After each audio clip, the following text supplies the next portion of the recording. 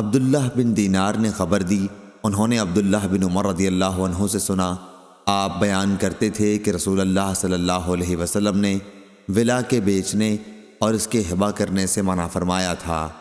صحیح بخاری حدیث نمبر 2535۔ جریر نے بیان کیا، ان سے منصور نے، ان سے ابراہیم نے، ان سے اسود نے اور ان سے عائشہ رضی اللہ عنہا نے بیان کیا کہ بریرہ رضی اللہ عنہا کو میں نے خریدا تو ان کے مالکوں نے ولا کی شرط لگائی کہ آزادی کے بعد وہ انہی کے حق میں قائم رہے گی۔ میں نے رسول کریم صلی اللہ علیہ وسلم سے اس کا ذکر کیا تو آپ صلی اللہ علیہ وسلم نے فرمایا، تم انہیں آزاد کر دو۔ ولا تو اسی کی ہوتی ہے جو قیمت دے کر کسی غلام کو آزاد کر دے۔ پھر میں نے انہیں آزاد کر دیا۔ پھر نبی کریم صلی اللہ علیہ وسلم نے بریرہ رضی اللہ عنہا کو بلایا اور ان کے شوہر کے سلسلے میں انہیں اختیار دیا۔